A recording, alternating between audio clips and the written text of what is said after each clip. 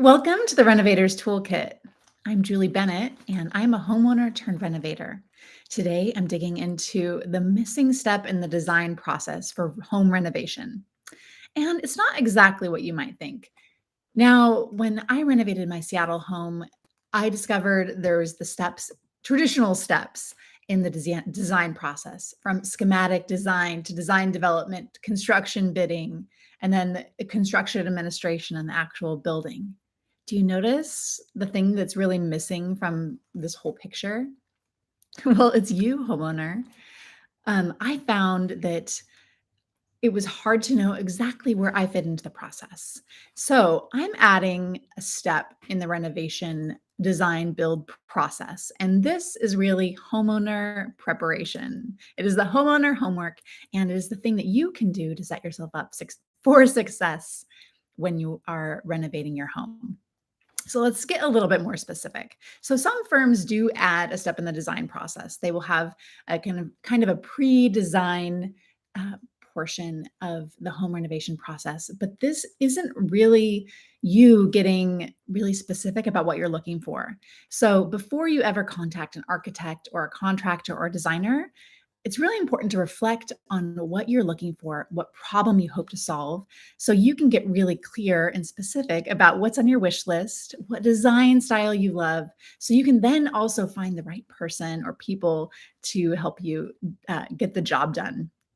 To get a little bit more specific, at the beginning of the process, this is something I did. I was in from the architects that we. Oh, that's nice. It's all live, so we'll just roll with this. Um, from the from the architects that we just talked with, this was something we discovered was out of the ordinary, but I did find it really helpful that we came so prepared. So before we ever really talked to architects or designers about what we hope to achieve or what we wanted our house to look like when we rebuilt it, I actually sat down and completed a full wish list. So really writing down all the things. So I really recommend doing the homework before you begin the process to document everything that you think you might actually want from your home build process. Now, I actually took it a step further, and I made an RFP, so a request for proposal from architects and designers, and it documented a little bit of that pre-design process of what problems you're trying to solve, how we wanted to live, and the functionality that was really important to us. Those things were really helpful in articulating exactly what we wanted and hoped to achieve. The other thing that I really encourage you to do in this homeowner homework part of the process before you get in front of architects or designers is to really get specific and explore your design style. Now, you might think you know what you want, and maybe you've done a lot of homework. One of those things that I encourage you to do is to dive deeper on design style. And the reason why is, you get inundated with what is trendy or um, really familiar. And if you step outside of that comfort zone and really expose yourself to design styles or other concepts that are outside of your norm, you can really start to identify what resonates with you. What is the design style that lights you up inside? For me, it's really like mid century and modern design, which was outside the boundaries of what was really familiar and what I grew up with. I grew up with very like traditional Americana style uh, home decor and, you know, living. And so really it was something like I discovered along the way. And I didn't do enough of that homework before we actually contracted with somebody to design our home to really realize how far I wanted to take it. So I talked a little bit about finding your objective and deciding what is important to you.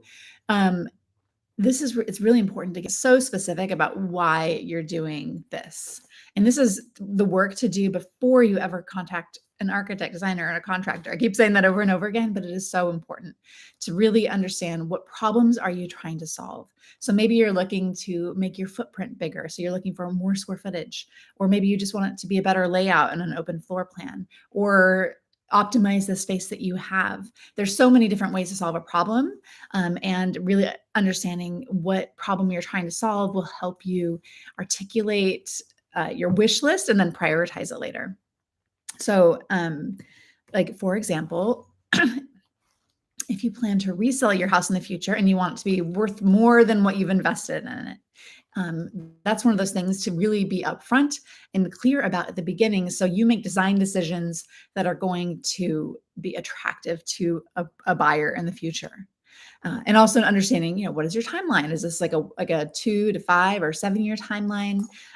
And understanding that there's trade-offs between, making design decisions for someone else that will be a future buyer of your home, and getting something that's really custom that you might enjoy for the time being, that's really specific to you and your needs and your family, but might not be attractive to home buyers. So getting clear about that from the beginning and honest with yourself about how long do you plan to live here. So if you want to stay for 20 years and this is all for you, then like go buck wild, just like make it all yours, make it super specific, make it things that you absolutely love. But again, back to that design style, you got to do the homework first to figure out if what you have designed is what you really love. And it's not just what somebody else wants to design for you or what's currently on trend. So this is a little bit about the design process. I'm really, really focused at Renovators Toolkit about putting the homeowner in the driver's seat and setting homeowners up for success. So one of the things that you can do for that is to front load your work.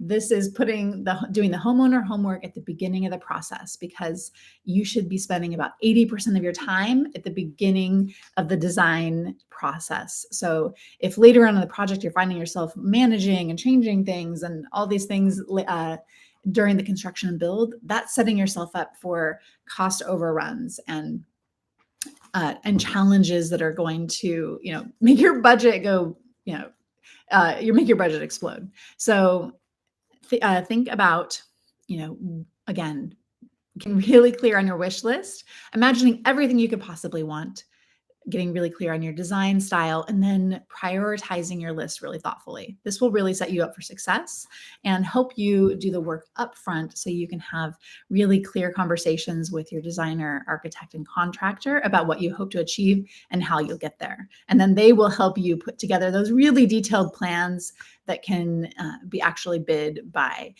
contractors, and you can contract somebody to actually do the work for you. So thank you so much for watching today. I'm Julie Bennett, and this is the Renovators Toolkit. If you found this useful, I'd love it if you would hit that subscribe button and come back and join me. I'm going to be doing lives on a weekly basis at a minimum, probably a little bit more frequently than that. Just really focusing on how you, the homeowner, can set yourself up for a great home renovation without the headaches. So without blowing through your budget and long delays and a lot of uncertainty. One thing I found in the design and build process was that in this industry, there is such a lack of certainty and transparency. So I have a little example for you. I remember walking into a tile and countertop business. So I was looking for quartz countertops, and I wanted to walk through was walking through their warehouse and checking out all of the different quartz and wanting to figure out, okay, what does this cost?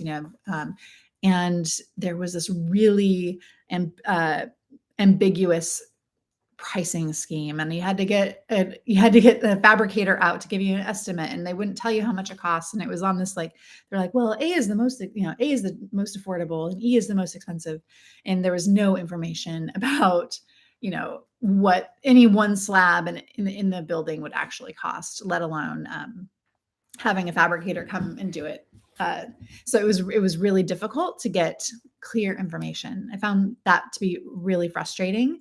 And so doing some of this front-loaded work in advance of actually contracting and choosing materials will help you get more detailed around what exactly you want, so you can get accurate bids in the future for yourself. So it's really helpful to get transparency and certainty around what your project will cost, because you have to go out and you'd spend thousands of dollars on a design that you might not be able to afford to build, and that just seems so backwards to me.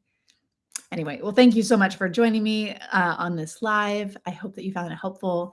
Remember to find your design style, make your wish list, and work on prioritizing it so you can set yourself up for success and have transparency and certainty in your project and how long it will take to build and how much it will cost you.